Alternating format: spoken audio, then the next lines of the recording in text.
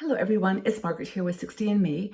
Thank you for being here today. I hope that you're doing okay. It's early morning, very bright sun, and it's going to be a lovely day. But I just wanted to check in and say hi and talk to you about a topic that I think is on the minds of a lot of women in our 60s and 70s, and that is feelings of guilt.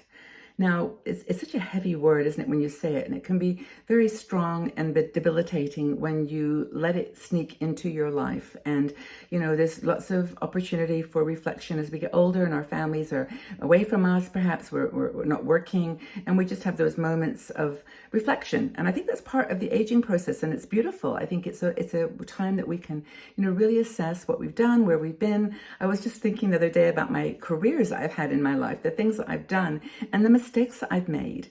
And I think without, being respectful of that and being able to sort of put it in a space where it can be seen as a lesson rather than as something that was, a dramatic error. Maybe we think, that we didn't spend enough time with our family. A lot of women in their 60s and 70s worked. It was that age, where we got into the workplace and, both parents working was very, very common. My boys went to childminders for all of their life. I mean, I think from about the age of 3 or 4, they were just with babysitters, and in England they call them childminders. And I think that's kind of a nicer, it's more, I don't know, this was like family. And our childminder was family. She was just a beautiful person. But, it was just that sense that I did. And I still, I guess if I admit it, feel a little guilty that I didn't spend more time with them. And that I didn't, maybe make some decisions that would have allowed me to stay home more. But, there you go. Maybe you just wished in general that you'd handled things differently, that you hadn't said those words, that particular argument, that particular breaking point, not just with a partner, like with a husband or a partner, but with your family.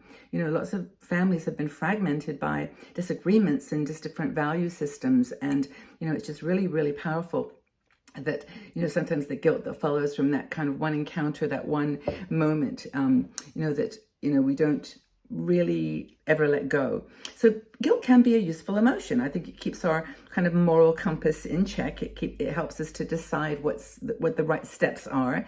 If we're going to do something that we're going to feel guilty about later, it monitors it and it helps us.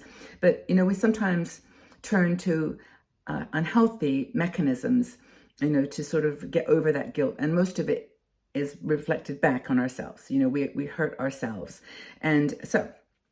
What is guilt? Now, by the way, this article that I'm reading is Elise Christian, one of our bloggers. She wrote this article, and I'm kind of just building on it because it's such a powerful message, and I think there's a lot to be learned. I mean, what is guilt? I mean, it's basically where we think we failed. We failed to meet some kind of a standard. We've let our emotions or our behavior do something that was out of norm or out of our normal way of doing things, and there are regrets that we have as a result of it. And so what's the outcome is to be kinder, to be more gentle, to be more in check of those emotions, so that we don't have that regret and guilt later on. But unhealthy guilt is irrational. It's kind of disproportionate. It sort of sometimes takes us over, and it just prevents us from doing things in our lives that we really, really want to do because we felt that we failed or that we didn't do something well in the past. So the bottom line, you know what I'm going to say, don't you? You have to let it go. And actually, there's a phrase, letting it go. I was reading somewhere online about this whole phrase of letting it go, which is almost impossible for some people. I mean, if you've done something that really hurts somebody, or you just have this nagging sense of responsibility for something that you did, you have to let it be. And I think that's a much more impactful and practical and useful and doable thing to do. That, you don't have to let it go because it may never want to go. It may never be out of your life, but you can let it be. Just let it be. So Elise talks about 4 different things to sort of how to cope with guilt. And, the first thing, of course, she says is to sit down and ask yourself, is it appropriate? Is your feeling of guilt appropriate? Did you feel like you were selfish? Well, that's nothing wrong with that. I mean, being selfish is okay. You've got to think of yourself. So some of the things that we do, like for example, just take back my situation with children. I didn't have a partner at the very beginning. I was alone with the boys, and I had to feed them. I had to work. And it was my, passion, my desire to to keep them strong and healthy and sane. And I knew that if I wasn't working, I'd have to go on to benefits, and I didn't want to do that. I wanted to be self-sufficient. And I'm telling you a bit of my story, but I'm sure you can all relate to this. You get it. There's nothing to feel guilty about in that situation. I was a good person. I was a good mother, and I was, it was disproportionate. It was appropriate for me to feel a little sadness about that, but not guilty. And I've really tried all my life to sort of put those things into perspective. My children today are doing things very differently with their kids, and I'm so thrilled for them that they're actually able to do them. They've got the resources and the just different mindset. And society too is doing things, shaping actions in a different way. Entrepreneurship is a big option for people these days, so you can work from home and not be apart from your children. I'm not focusing just on that one thing as a source of guilt, but it's one I can relate to. But the second thing is to then, if you do feel that you've done something that was harmful to someone else, make amends. In my situation, I've spoken to my boys, and I said, I still call them my boys, they're like in their 30s and 40s. But anyway, I say, hey, this was just how it was at that time. And something, they get it. All the guilt and regret that you might have inside of you, probably somebody will understand it and forgive you for it. And not so much forgive you as because you did something wrong, but just put it in a place that you can manage it together. But make amends. Say you're sorry. If you've done something to someone that was really hurtful, send a letter. Actually, I read, I forget, it was a woman on one of the channels, and she was talking about ending a relationship, a toxic relationship. And she said that she was going to send a text message, she was going to call, but she said, we already were tangled up in emotions on the phone and on text. So I wrote a letter, and she actually wrote a letter. And, understanding not just her own triggers for it to become a big issue again, but to just say it in a way that was lifted the guilt up to a level where it was okay. I mean, it was what I did. It was something that I had to work with. So next is to remember, third thing is to remember that no one is perfect. No one's perfect. We are imperfect. We are flawed.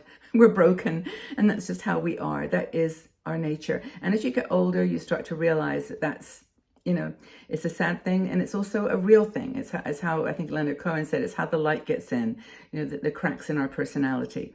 So no one's to blame. Just be, good to yourself and just be there for yourself. Forgive yourself and let go is the last line. Showing yourself the same compassion that you would show someone else. If somebody was going through this in your family and you would say to them, just do this, be kind, be kind to yourself. Forgive yourself. Let the guilt be a learning experience, something that you won't do again perhaps, or that you do feel badly that you did, but just let it go and forgive yourself truly. Life, honestly, is too short to be carrying this weight on your shoulders. Sometimes it comes out in our dreams. Sometimes it comes out in conversations with total strangers. But use this opportunity in our lives, the connections that we have here, even here on 60andMe, to actually talk to other women about your guilt and about things you regret. And just as if you were giving advice to other people, give it to yourself. Have you ever dealt with the feeling of guilt? How have you dealt with it? I do love all of you so much for just being here and for the struggles that you've all went through. I know, I honestly do. I've been with 60andMe doing these videos and these talks now for almost 10 years and learned a lot over that time. And there's a lot of complexity in women over 60. And I want you to know how precious you are. You've tried. You did your best. You did your best. I know that sounds so corny. I was doing the best I could, but you did. And now break through. Let it go, let it be, and move forward. How did you overcome your guilt? Hope that you enjoyed this video. If you did, please give it a thumbs up, support it, like it so that it will be spread to other women. YouTube will likes, comments, and likes. So please do that. And subscribe to this channel if you haven't already done that. And if you want a smaller community, a more private group, please consider joining our subscribers group. We have a Patreon group that meets twice a week on live shows. We do exclusive videos, and it's a smaller group where people are getting together actually in person. So if you're looking for that kind of more intimate 60andMe relationship, consider joining our Patreon group. It's information's below in the video description. So again, thanks everybody for being here. Have a fabulous day. It's a bit sunny and bright here, but I'm just enjoying the light. I need some blush to brush me down. Take good care, everybody. Have a fabulous day. Bye-bye for now.